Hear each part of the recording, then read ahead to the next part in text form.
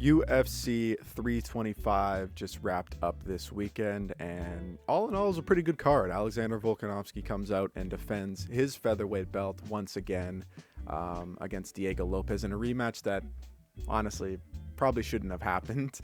Went very similarly to the way the first fight did. Volk outclasses him and adds another feather to his cap in what has got to be the greatest featherweight career we've ever seen in the UFC, if not the greatest career we've ever seen in the UFC. Beyond that, Benoit Saint Denis gets the knockout over Dan Hooker. Mauricio Hufi gets the knockout over Rafael Fiziev. Both really good fights in the lightweight division that definitely going to shake up the title picture there after the Gaethje and Pimblett performance kind of didn't, it wasn't worthy of an interim belt, let's say that. There's going to be a lot of moving parts at lightweight, and both those guys putting themselves in a really good spot to take advantage of that. But besides all of that, besides the rest of the card that was all really interesting, a lot of Aussie fighters getting the win on their home turf, I wanted to talk about the second fight of the main card in particular. Tai Tuivasa versus Tallison Teixeira, and just how bad can the heavyweight division in the UFC get? So heading into this one, both fighters were ranked. Both fighters relatively well thought of. Tai Tuivasa is a fan favorite, right? A big Samoan slugger, always the type of guy the UFC likes to keep around, trying to basically make him into a new Mark Hunt for a really long time. But he's on an 0-5 skid heading into this one. He knows that he needs a knockout or he's probably not going to be able to fight anymore in the UFC. He's probably going to have to find somewhere else to go because it's not going well for him. He just lost a decision to Jairzinho Rozenstruik, who later got cut by the UFC. So no matter how many fans you have, if you're not winning fights, eventually you're going to get passed over. And in Teixeira's case, he was a prospect. He was coming in to this fight after a first round knockout loss to Derek Lewis, which, hey, listen, man, there's been a lot of UFC heavyweights who've got knocked out by Derek Lewis. That's kind of his thing. So UFC put him up against Tai Tuivasa, see if he can get a decision, get a submission, get a finish, something against another big slugger in the division, and try to build up his star power in order to try and give heavyweight some juice, some young talent to energize the division that's grown really stale as of recent.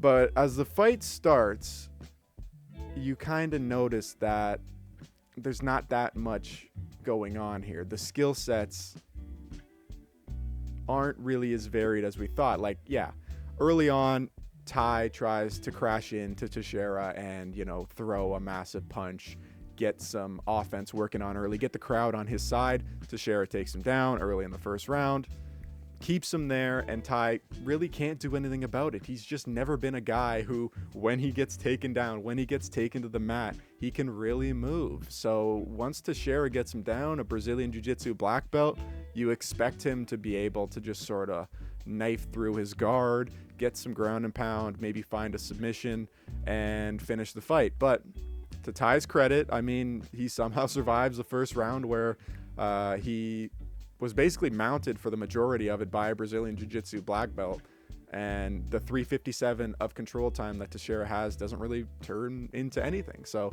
Tai survives, Tai moves on, and we go to a second round where the start basically is the same as the first. But Tai is able to find a bit more success, land a couple body shots here and there, throw a bit more strikes. He only landed 2 strikes in the entire first round before Teixeira was able to take him down and keep him there. So in the second round, a bit more active from Tuivasa, a bit more active on the feet even from Teixeira, who, despite being a lot more varied skill-wise than Tuivasa, is so handicapped by the fact that even though he's not massively out of shape like Tuivasa or Derek Lewis or these guys who you struggle to see how they would really get through a 5-round fight, he seems to still have the exact same cardio problems. He doesn't look like a horribly out of shape guy. He's in pretty decent shape. You can see it behind me.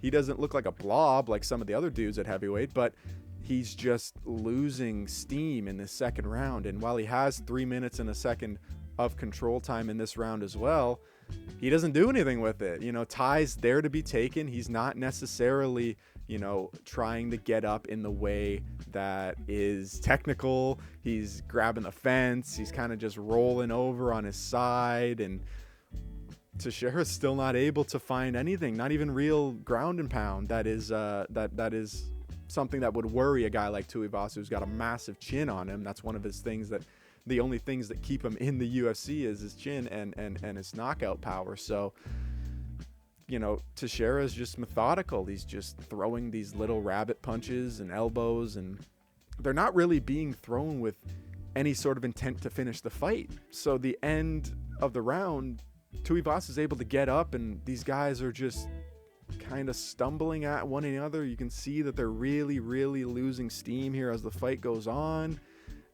That's kind of the end. The pace slows down and the round just sort of ends the same way the first round did. But you can see that Tuivasa is starting to gain the momentum. Up until this point, I didn't look at the fight and see it as like a farce, right? Like it's obvious that these two guys are slowing down. They're not well conditioned for this fight. If it was a 5-rounder, they both would probably fall over halfway through the fourth. But when they dump all of their energy in the third round, when Tuivasa's going for his patent and, Hail Mary haymakers that he's going to throw over the top and try to touch the chin of Teixeira, maybe something interesting can happen. Maybe Teixeira can get him, when he gets him back down, he can find, that sort of fight-ending blow or snatch an arm, something. I mean, you don't have to be very good at grappling to get a submission on Tai Tuivasa. I don't even know if he knows how to grapple. But we head into round 3, and you just see two guys who, despite how much is riding on their performance in this third round, Tuivasa might have been fighting for his UFC life at that point. Teixeira was fighting for a top 10 spot in the rankings, and neither of them could move. It was like watching Kimbo Slice versus Houston Alexander. In fact, I think Kimbo Slice would have took out both of these guys in this third round. I don't even understand how these guys can be athletes and like be out there and have this despicable of a performance in an arena that they've been fighting in for so long. Like, these aren't new guys. This isn't a regional promotion where, you have a 1-1 fighter and a 0-2 fighter going up against one another at the heavyweight division. One guy is a failed rugby player and the other guy was on the practice squad for the Dolphins. Like, then I would understand if maybe they can't get through a full, 15-minute fight at the UFC level, at a professional MMA level. But these are guys who have been fighting for a long time. Tai Tuivasa has had over 10 fights in the UFC. Tallison Teixeira was seen as an actual prospect. But in the third round, there is a moment where both of these guys stand across from each other halfway through the third round of a main card event in the UFC, and look at each other and start laughing because they both know that they are entirely gassed. At that point, it was not about who was the better fighter. It was not about who had the more technical ability. You might as well have just taken these guys out of the octagon, put them back on the path that they walk in on, and let them sprint to the end. And whoever ran the furthest won the fight, because they just hung on to each other for the last 2.5-3 minutes without any action. Tuivasa had multiple times in the clinch where he could have thrown an uppercut or an elbow, and Teixeira was just almost falling over on his feet. He wasn't even getting hit. He was just getting pushed sort of by the sheer power of the punches that Tai was winging at him, that he almost fell over. And there's just no ability for either of them to carry on any momentum at all. There's Tuivasa kind of laying on his side like some sort of harbor seal, and Teixeira is just behind him crawling and grabbing and clutching at his ankle or his wrist, trying to keep him from throwing one more punch, because one more punch would have ended the fight. Whoever would have connected clean on the ground at the end of that fight would have won the fight, but neither of them were able to find anything. Across from another guy who literally couldn't move. They each were across from a guy who couldn't move, and neither of them found the finishing blow. It was unbelievable. Teixeira almost pushed Tuivasa over at the end of the fight, like crawling on his knees, his hands and knees. It was unbelievable to see at a UFC level, and the fight ends by decision. You know, cash your ticket if you had that on your parlay, that Tuivasa would go to a decision in 2026. But that's where we're at. Teixeira wins 29-28 basically by default and is gonna move up the rankings. This fight had no business being on a main card of a UFC event. I've seen fights, rounds, that third round is comparable to something you would see in Dan Hooker's backyard or on street beefs. Like, this is dirty boxing levels of competition at this point, and it's just another blow to a heavyweight division that just seems to have no juice whatsoever anymore. Like, I got the rankings right in front of me here.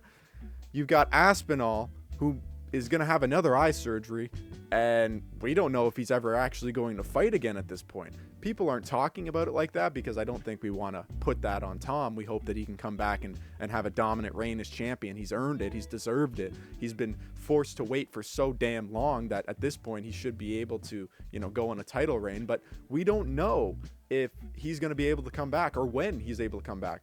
You have Cyril Gane, who's just going to wait for that title shot against Tom, that rematch against Tom. Alexander Volkov is a very good fighter.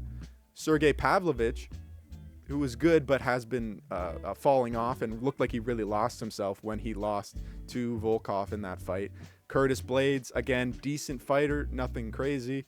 Waldo Cortez Acosta is one of the actual rising stars at that division, but again, he's not necessarily a big name or anything interesting or really even a championship caliber fighter, to be honest with you. Besides that, Jailton Almeida, Sergey Spivak, Marcin Tybura, these guys have all lost to the good guys in the division already. They've been here for a very long time. They're fine to fill out the rankings, but they shouldn't be in the top 10. The only guy outside of the top 10 or outside of the top 5 who's new and maybe has a little bit of potential to go on a bit of a run is Ante Dalia. And he already fought Waldo Cortez Acosta and lost. So the only two new guys in this division, the only two guys who are really fresh meat or have some potential to maybe go on a title run, they've already fought. Shamil Gaziev, the meal deal. Derek Lewis is at the end of his career. Tuivasa retires. Teixeira it almost looked worse for Teixeira, the fight, despite him winning, because he couldn't finish a legitimate, target dummy. He had a 4-piece combo in the second round. He had a 4-piece combo that Tuivasa basically had his arms down the entire time for. He just got bink, bink, bink, bink, binked, and then single-legged.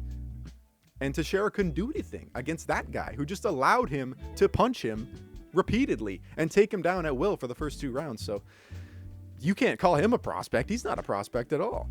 A lot of these guys have been finished. A lot of these guys have tasted the top level of competition and didn't cut it. They're just still here because there's nobody coming into the UFC heavyweight division at this point who hasn't failed a test. Walter Walker maybe could make his way into the rankings eventually if he lets Dana White put him against somebody who's actually decent and gives him a challenge. But Walker is literally only noteworthy because he is heel hooking like retired linemen. He's heel hooking guys who have never practiced jiu-jitsu and are really fat, and when you take them down, they don't have the dexterity to get up. And that's basically what the UFC heavyweight division has devolved into at this point. You look at a guy like Cain Velasquez from the past. He would have murdered these guys. John Jones would have murdered these guys. Alex Pereira probably kills everyone in this division outside of Aspinall, and he definitely gives Aspinall probably the toughest fight outside of Gane. But like, you look at the heavyweight division and you see a bunch of guys who are out of shape, one-dimensional, and honestly, if they lost weight, would probably be better at light heavyweight. It's just light heavyweights who don't want to cut and guys who aren't very talented. Heavyweight used to be a place where you thought you would see a knockout every time you saw two ranked guys fight. It's just not the case anymore. And the Tuivasa Teixeira fight might be the tipping point that causes the UFC to have to actually do something about this, because that's not something you should pay for. That's not professional anything. The division's probably got 7 good high-level fighters, and they've all already fought one another. Like, we already kind of know how the pecking order goes in this division, and I don't see a way forward for it unless Tom Aspinall can go on a run and just crush cans, and I guess that's going to have to be sufficient. But overall, that was one of the worst fights I've ever seen on a main card in a UFC event in a very long time. The heavyweight division used to be the don't blink division. The division where, Derek Lewis, with having lost a fight to Alexander Volkov for the entire way through, being dominated for basically the entire 3 rounds, can wing one random wild overhand over the top and win the fight right then and there. That's not the case anymore. Right now, we're just watching a lot of these fights and trying to determine which guy is going to pass out first.